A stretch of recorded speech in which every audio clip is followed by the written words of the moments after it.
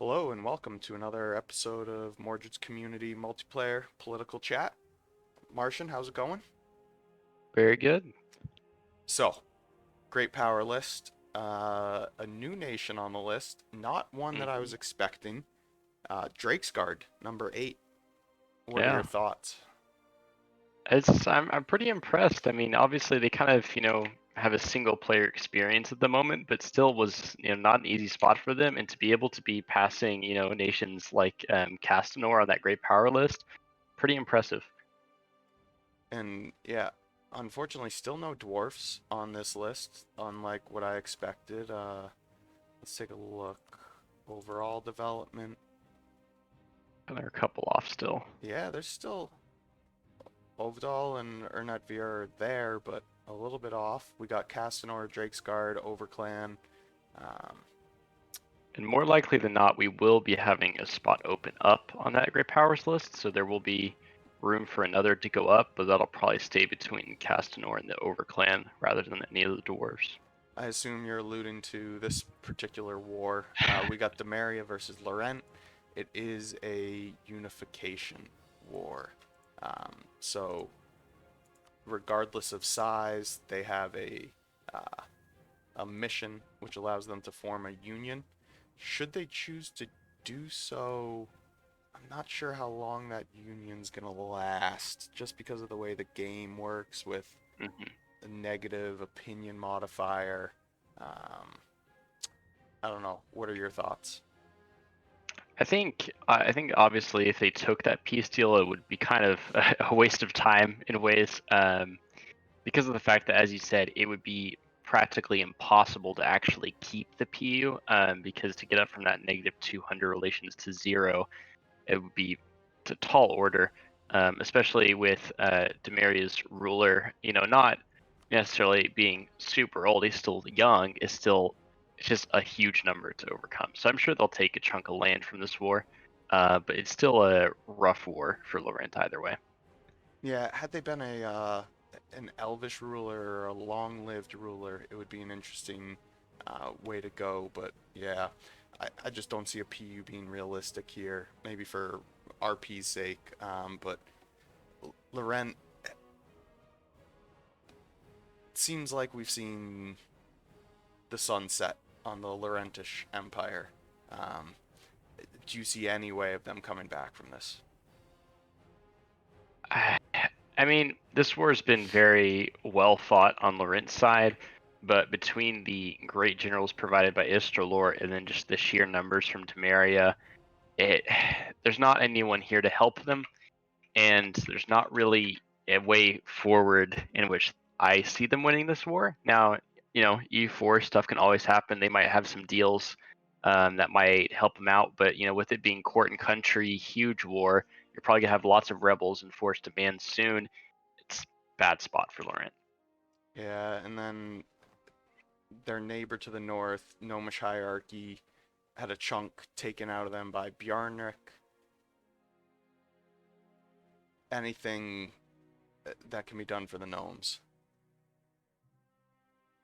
I think the Gnomes' opportunity came in going against Laurent. And at this point, I don't see that opportunity being enough to save them from Bjarnrik anymore.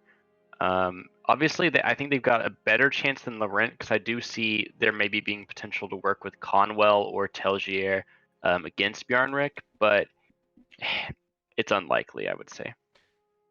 And then our friends, the Vikings of the North, lost a chunk in a war that we expected a long time ago.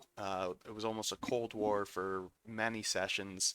The Centaurs managed to break through. Ernat helped them out finally. The dwarves came out of the mountains. Pretty.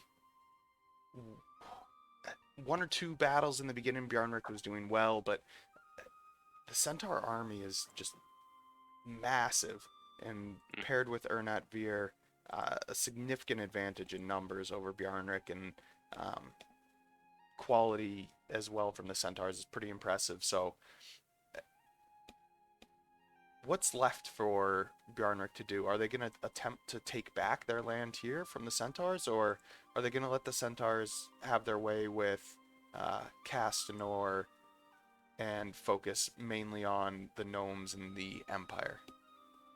I think right now, I mean, obviously, just go for the easy stuff, right? I mean, the gnomes, you're having the truce up within a few months of start. You can go take another chunk out of the gnomish hierarchy. Nice, easy war. Got the claims for it, got the missions for it. And in 7 years, you will have the Centaur Zeal run out, right? So it's one of those things that no matter what, the clock will always be ticking for the centaurs, and so there's always a point in the future where they will be weak. While they do get a little bit of an extension, I mean, it'll be interesting after that runs out to see how well they still fare. And then what's probably becoming the bloodiest uh, battle zone, I think we have the Overclan and Newshire versus, we'll call them the East Coast Imperials. Telgir, Conwell, Istralor fought another war to keep the Overclan out of the Empire. My understanding is they won that war, but the Overclan, because it was an AI leading the Imperial side, was able to give up a large amount of land in the Serpent Spine that they had taken from Odval Ludum, Mm. and were able to easily reclaim it. Um, do you expect continued battles along this front between the Overclan and Newshire and the East Coast Imperials?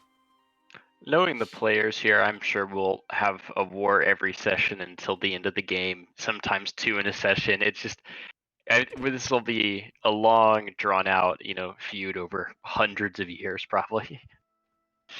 So it's fun though. And then it did appear like Katarata got a little more active this past session, helping out the Overclan. It seems like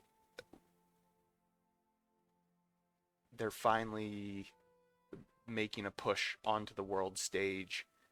Do you think that will be enough to help the Overclan start winning some of these wars, or is the economic backing of the Dame's Head and the it just head start that the Imperials had too much to overcome? Yeah, I think it's going to help a lot. While Katarata doesn't have super good quality troops, it's still easily an extra 140 to probably 200,000 troops that they could get involved in a war. Right now, they've obviously got 140 already stationed there. And I mean, it will make a difference, right? I mean, it's extra bodies to throw into the battle, and it's interesting to see that Keterod is kind of stabilized. They've got good professionalism. The techs are pretty good. Obviously, ideas wise, they're still behind, but the country is pretty stable here, and they're in a good position to try and have some fun. And then we'll shift to the Serpent Spine. We'll start back here. Odval, Khanzad, Verkal Gulin. Serpent Rot is behind us. I believe. I'm not sure. Someone might still be able to trigger the Obsidian, but for the most part, the disasters are behind all dwarves. Horde curses, um, goblin, whatever, serpent's rot, etc. The command now officially gone. What do you see coming out of Verkal, Odval, and we'll lump in Rajnad Haga with them in the future? I don't know. I mean, obviously, it comes up to how those players want to continue on. They could easily just stay together and try and be peaceful. They could attack the Jad. You could have the Dwarves gang up on the Raj. Verkal Gulen and the Oddwall Khanzad go against Ernet Veer. I mean, they've got a few options, but none of them are super enticing. There isn't a super obvious way forward for either one of them now. So. And Ernatveer, focal point as we ended the session. Sinevar, the Wood Elves of Mindboy, were able to get a little bit of land back. The truce was very short because imperialism or CB, you get takes almost no war score to get a small number of provinces. Round two started towards the end of the session. Um, we've got Newshire, Ernatveer, in the centaurs versus the wood elves and the desert elves. What's your prediction for the outcome here? It's a tricky war in lots of ways, and I think it depends on whether or not Mind Boy can piece out Newshire on his own. I think, I don't see the centaurs and dwarves pushing a whole lot on that eastern front. And if there can be a quick piece with Newshire, then I could see the elves winning the war. But without that, with the reinforcement speed, the raw numbers on the opposing side, and especially with the strength of the centaurs, be a very, very difficult war to win for the elves. Yeah, troops in the field, it's about even across the lines, but there's over 1 million horses on the battlefield, and when you look at the casualties suffered so far, the elven side is taking it almost 2 to 1.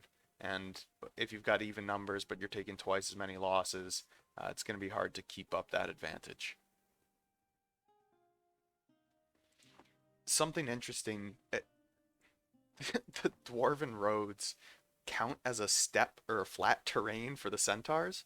So Hmm. not only is it fighting on a -1 as the elves push in to the Serpent Spine, but you also have to deal with the 20% or 25% additional shock damage from the centaurs, on top of the fact that their cavalry currently have 6 offensive shock pips and 178 combat ability, a little bit of extra cavalry shock just because, and then a few shock modifiers, one from fighting the ogres, and another bunch from, where is it? Their mithril holds in the mountain over here.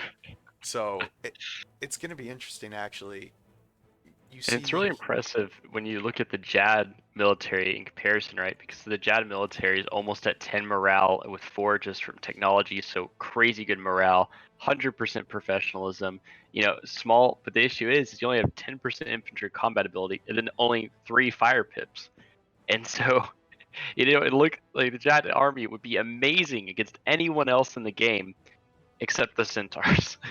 yeah, we've only fought one major battle so far here, and you see it was relatively even numbers, 538 versus 570. Uh, it was a pretty uh, one-sided victory by the Centaurs, and the majority of my casualties out of the 580, I probably took 500 of them in this one battle. So, Mhm. and the Centaurs only lost just under 200k. So it's going to be interesting moving forward. Um, I expect it to be a long war. I think at this point in the game, neither are hurting from an economic standpoint. The Jad, the Wood Elves, Ernat Veer, we're all healthy. Mhm. Manpower reserves are good for everyone except the Centaurs are a little bit low, but they've Mhm. got professionalism to burn, and they could switch to a military focus, so they could recruit generals and generate some more professionalism through that. Um, I expect this war to take the majority of the next session, if I'm being honest. Mhm. It's definitely fair. And then we zoom out, we look at the geopolitical picture. Um, the sleeping giant over here in the west, um, some decently strong colonial nations from Bjarnuk to your north, a decent amount of AI left over here, and then obviously your islands here. Uh, with the demise of Loren and the imperialism CB, do you plan on mixing it up in the Empire at all? I mean, we'll see. As of now, I'm just kind of sitting on the sideline and seeing if there's any players that need some good contesting. Because at the moment, everyone's got a fair share of stuff to do, and I think putting my influence on either side of the scale would kind of just be unfair for the moment. But if Laurent does, get beat up more here, and you start seeing that become more one-sided, there might be some potential there. But for the moment, I don't have any plans. So. And then shifting to our eighth great power, Drake's Guard. We've touched on it before. Actually, one of the larger militaries in the world. Force limit's not tremendous, but manpower pool is quite large. economy very healthy. What's Dominic doing? Is he content playing single player?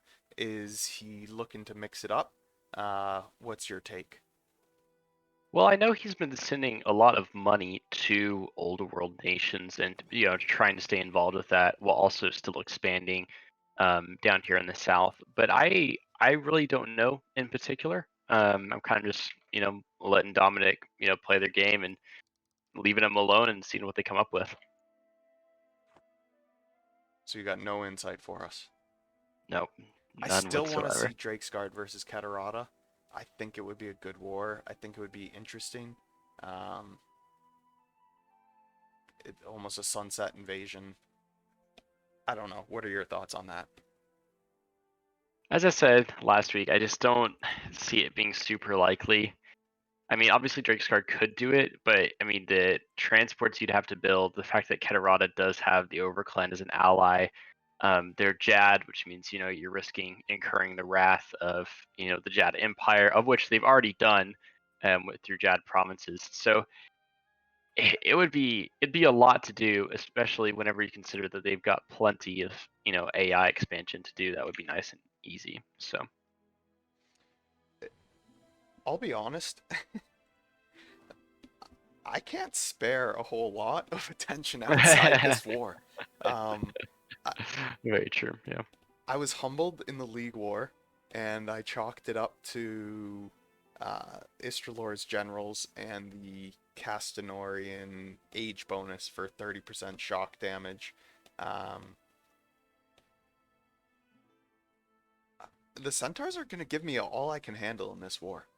And if That's for someone sure. wants to attack the Overclan or Katarata, I'll answer the call, obviously, as the Defender of Faith, but um, I've got a few armies in reserve here, 200k or so, and then a decent amount over here, but I'm not going to be able to spare a lot of attention. Um, it's difficult fighting a multi-front war, and as you can see here, we've got the war's going to span from Newshire all the way through the Centaur lands. Um, yeah. So if anyone's looking to attack the Overclan or Katarata, do so before I piece the Centaurs. Well, also, I mean, it would present a good opportunity for the Eastern powers to attack into the Jad Empire. You start, spreading very thin. It might have a lot of issues. Honestly, that has been a concern. So, Kalinikas has not made any aggressive or hostile overtures, but from an economic standpoint, his country's relatively healthy. Um, from a military standpoint, not a huge military, but between Mhm. Rajnad Haga, Odval Khanzad, the two of them, while I'm at war with the Centaurs, could easily push over into what we'll call my economic underbelly. As you can Mhm. see here, there's a lot of income coming out of Yep. Rahen, and by the A time lot it of trade value. reaches, yeah, by the time it reaches Bulwar, it's accounting for north of 50% of my income. So it would be interesting to see um, if Kalinikas did take advantage of perceived or real weakness of the Jad Empire. Mhm. On that, we'll call that one unexpected war, potentially on Saturday. What's another one that might surprise people, but you could see happening? I kind of hope that we'll see some variation of a conflict with Bjarnrik, Castanor, and the Empire. With like Telgier in that region. I could very easily see something happening between them. And then one I might throw out there, it seems like internally the Empire has come to terms with a Demaria hegemony, but I don't know. It might be interesting if Demaria comes out of this for the East Coast Imperials to band together to take them down a peg. That would be something I think that could be a very interesting war. Mm. Any final thoughts for us this week, Martian? No, I think I'm good. Well, appreciate the time as always, and best of luck to you. Thank you.